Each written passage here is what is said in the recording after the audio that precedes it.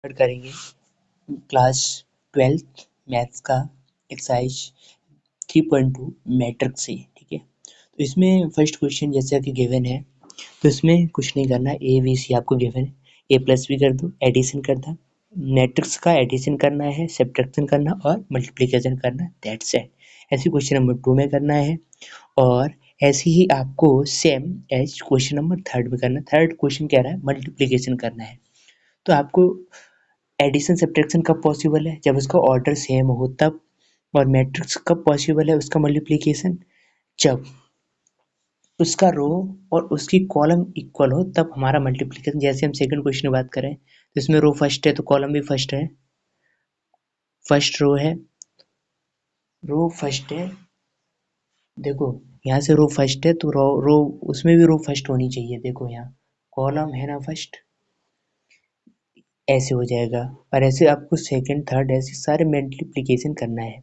Order की बात आएंगे आगे बताएंगे कैसे हम करेंगे। क्वेश्चन नंबर 1 गिवन है तो उसके जरिए हम दिखाएंगे आपको। ठीक है, क्वेश्चन नंबर 3 आपको सिंपली मल्टीप्लिकेशन करना, पहले रो को उठाना है कॉलम के साथ, फिर सेकंड कॉलम के साथ, फिर थर्ड कॉलम के साथ, फिर रो सेकंड को उठाना है, फिर कॉलम फर्स्ट के साथ, कॉलम सेकंड, कॉलम थर्ड के साथ, फिर रो थर्ड को उठाना है अगर पॉसिबल है तो, फिर कॉलम फर्स्ट, कॉलम सेकंड, एक को रोना है, एक को लो, फिर करते जाओ। ठीक है, क्वेश्चन नंबर 4 की बात करते हैं।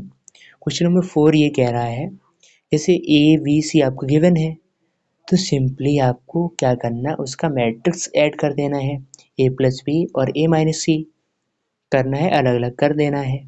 फिर आपको ऑल्सो वेरिफिकेशन करना है कि इसको प्रूफ, पहले एलएचएस लो उसको कर लो, फिर आरएचएस को लो उसको कर दो, दैट्स इट। क्वेश्चन नंबर 5 क्या कह रहा है, क्वेश्चन नंबर 5 ये कह रहा है कुछ नहीं करना है, ए मैट्रिक्स में 3 का मल्टीप्लाई करना है और बी मैट्रिक्स में 5 का मल्टीप्लाई कर देना है, फिर नॉर्मली सब्ट्रैक्ट कर देना है। सिंप्लीफाई, जैसे क्वेश्चन नंबर 6 कह रहा है cos थीटा, तो cos थीटा जो बाहर रखा हुआ है ना उसको अंदर से मल्टीप्लाई कर दो।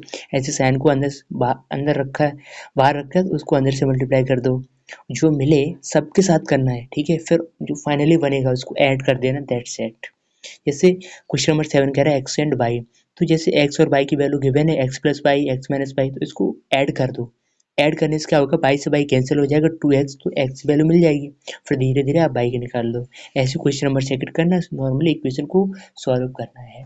ऐड या सब्ट्रैक्ट कर सकते हैं, मल्टीप्लाई करने की नीड पड़े तो मल्टीप्लाई भी कर सकते हो आप। ठीक है, ऐसे आपको एक्स क्वेश्चन नंबर 8 करना है, बाई रखा हुआ है, बाई अब इसको और आसान बना दिया क्वेश्चन नंबर 8, इसमें बाई की वैल्यू भी गिवन आ गई, तो बाई की जगह पे आपको ये रखना है, फिर इसको उधर ले जाओगे तो माइनस करना है, तो उसको माइनस कर दो, यहाँ से आप एक्स निकाल दोगे। और एक्स बाई की वैल्यू निकालना है तो इसमें 2 का इसमें मल्टीप्लाई कर देना है इसमें, और फिर इसको और इसको, इस वाले मैट्रिक्स को और इसको ऐड कर देना है, और एक्स और वाई की वैल्यू निकाल देनी है। ठीक है, और क्वेश्चन नंबर 10 ये कह रहा है, 10 भी क्वेश्चन नंबर इजी है, 2 का मल्टीप्लाई कर देना अंदर, 3 का मल्टीप्लाई अंदर कर देना है, फिर लास्ट में और इधर 3 का भी करना है, 3 4 5 6 जो मैट्रिक्स गिवन है ना, फिर फाइनली ऐड करने के बाद इक्वेट करना, इधर एलएचएस में भी एक मैट्रिक्स रहे, आरएचएस में भी एक मैट्रिक्स रहे, तब इक्वेट करने में आसानी रहेगी। क्वेश्चन नंबर 11 ये कह रहा है, find values of x and y, तो एक्स की वैल्यू है ना तो एक्स उसमें मल्टीप्लाई कर दो, वाई के उसमें मल्टीप्लाई कर दो, फिर फाइनली आपको 2 इक्वेशन फॉर्मेट मिलेगा, तो वहाँ से आप दोनों इक्वेशन को नॉर्मली सॉल्व करना है। कैसे करेंगे, इक्वेशन आप जानते हैं। ठीक है, अब क्वेश्चन नंबर 12 क्या कह रहा है, इसमें भी एक्स वाई जेड की वैल्यू निकालनी है, कुछ नहीं करना है, बस सेम एज करना है। टारगेट ये रहना चाहिए, एलएचएस में एक मैट्रिक्स का फॉर्मेट होना चाहिए और आरएचएस में भी एक मैट्रिक्स का फॉर्मेट होना चाहिए, और बीच में इक्वल लगा है तो उसको इक्वेट कर सकते हैं करस्पॉन्डिंग एलिमेंट्स के साथ। ठीक है, अब हम आगे बात करते हैं क्वेश्चन नंबर 13 की। क्वेश्चन नंबर 13 आपको एक मैट्रिक्स गिवन है, इसमें क्या करना है, क्वेश्चन नंबर 13 में जैसे एक्स एफ एक्स आपको गिवन है, f x x cos x minus sine x zero, sine x cos x zero, तो यहाँ एक्स रखा था और एफ वाई कैसे आएगा, अब एक्स की जगह पे कॉस वाई हो जाएगा, साइन वाई हो जाएगा, ऐसे रखना है। फिर एफ एक्स एफ वाई दो मैट्रिक्स आ जाएंगे, उसका मल्टीप्लिकेशन करना है। और दूसरा क्या कह रहा है, एफ ब्रैकेट में एक्स प्लस वाई, तो क्या करना है, एक तीसरी जो मैट्रिक्स बनेगी उसमें कॉस एक्स प्लस वाई बनेगा। तो उसका जो फॉर्मूला होता है कॉस एक्स प्लस वाई का, कॉस एक्स नहीं sine x sine y minus cos x cos y, तो ये वाला जो फॉर्मूला वहाँ लगेगा तब आपका आंसर आएगा। कॉस एक्स जैसे यहाँ अलग अलग निकाल लेना आप, एफ एक्स और एफ वाई, उसका मल्टीप्लिकेशन करना है, ठीक है। फिर थर्ड ये कह रहा है f x plus y bracket में ही एक्स प्लस वाई कर देना है, फिर उसका फॉर्मूला लगा देना कॉस ए प्लस बी का और साइन ए प्लस बी का, ठीक है, हो जाएगा। तो इसमें कुछ नहीं करना, क्वेश्चन नंबर 14 इजी है, बस उसको मल्टीप्लिकेशन कर देना है दोनों को और फाइनली दिखा देना है इक्वल नहीं होंगे, ठीक है। क्वेश्चन नंबर 15 क्या कह रहा है, ए square minus 5a plus 6i निकालना है। अगर ए ये दे रखी है तो ए दे रखी है उसका स्क्वायर कर देना है, मतलब ए उसी मैट्रिक्स का दोबारा मल्टीप्लाई कर देना, दूसरी जगह फिर लिख देना है। ऐसे ए क्यूब लिखोगे, ए क्यूब कैसे निकाले, जैसे क्वेश्चन नंबर 16 में है, तो ए स्क्वायर आप निकाल लोगे, फिर ए इंटू ए स्क्वायर कर देना है, तो ए क्यूब बन जाएगा, ए इंटू ए स्क्वायर कर देना है, ए क्यूब बन जाएगा। ऐसे आपको निकाल देने हैं सारे। बट क्वेश्चन नंबर 17 भी इजी है। क्वेश्चन नंबर 18 क्या कह रहा है, अगर ए मैट्रिक्स ये आपको ये गिवन है, ठीक है, तो निकालनी है आई प्लस ए, तो आई क्या है, वही आइडेंटिटी मैट्रिक्स 1 0 0 1, ठीक है, 1 0 0 1, तो ऐसे आपको निकाल देना है। LHS निकालना है, फिर RHS निकालना है। RHS में ये दो फॉर्मूला यूज होंगे आगे जाके, क्योंकि कहीं की मल्टीप्लिकेशन होगा तो मतलब एक बड़ी वैल्यू आएगी, जब बड़ी वैल्यू आएगी तो फिर वहाँ कॉस अल्फा की जगह पे 2 cos square alpha by 2 minus 1 रखना है और 1 minus sine square alpha by 2 रखना है। ऐसे sine alpha 2 2 sine alpha by 2 cos alpha by 2, उसका आधा हो जाता है एंगल, ठीक है।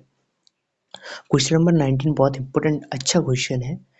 ये क्या कह रहा है, एक ट्रस्ट है, ट्रस्ट फंड दे रखा है 30,000 रुपये, इसको इन्वेस्टेड करना है, दो ग्रुप में देना है। फर्स्ट ग्रुप को 5% देना है और 7% देना है मुझे ग्रुप सेकंड को। अब मैट्रिक्स मल्टीप्लिकेशन का यूज करना है, तो 30,000 रुपये को कैसे बांटें कि जो इंटरेस्ट हमको मिले वो 1,800 रुपये हो, और जब दूसरा क्वेश्चन ये कह रहा है एनुअल का जो निकले वो 2,000 रुपये आए, तो उसको कैसे करना आइए। जैसे क्वेश्चन नंबर 19 था, तो इसमें क्या करना है, rupees invested in first bond, first bond को मान लो मैंने रुपीज दे लिए एक्स रुपीज, ठीक है। फिर मैंने सेकंड को दे रखा है 30,000 में से एक्स कट जाएगा तो इसका टोटल अमाउंट हो जाएगा। अब फर्स्ट बॉन्ड को मैंने 5% पे देना है और सेकंड को मुझे देना है 7/100। देखो टाइम आपको गिवन है 1 ईयर का है, तो इसमें कैसे मल्टीप्लाई करें ताकि एक्स का मल्टीप्लाई 5 में हो जाए, 5% में, और जो 30,000 माइनस एक्स है उसका मल्टीप्लाई हो 7 का। तो इसको ऐसे सेट करना है, वो सेट करने का ही आंसर है।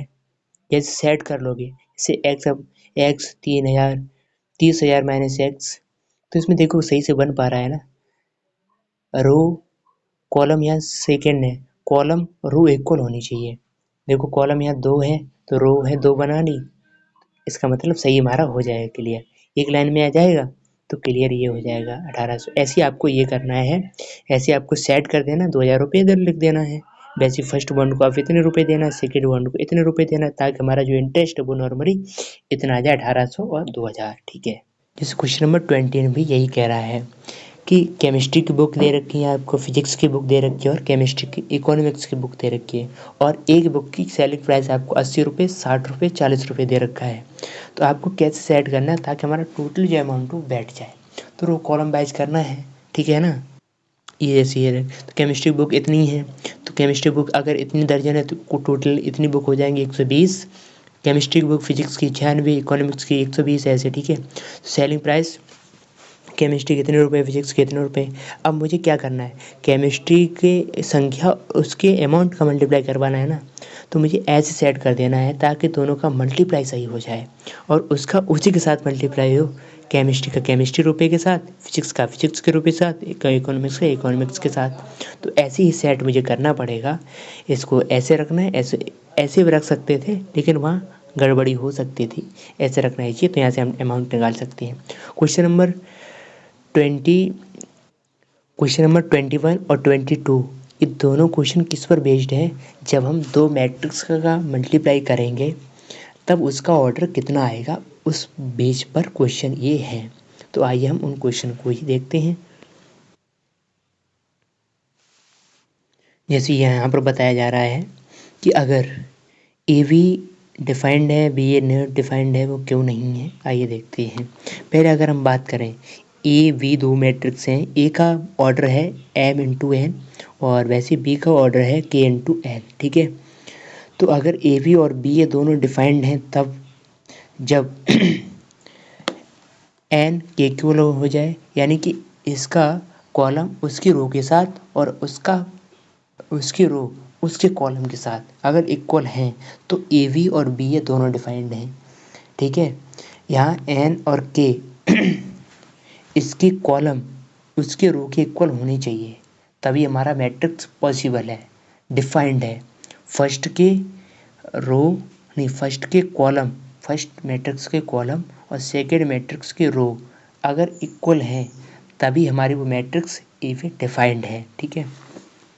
अगर हमारा ए और बी दोनों स्क्वायर मैट्रिक्स हैं तो ए बी बी ये दोनों डिफाइंड हो जाएंगे, ठीक है। ये नॉर्मली हो जाएगा, ठीक है। तो यहाँ पर होती है हमारी exercise 3.2 completed. Thanks everyone. Next देखेंगे।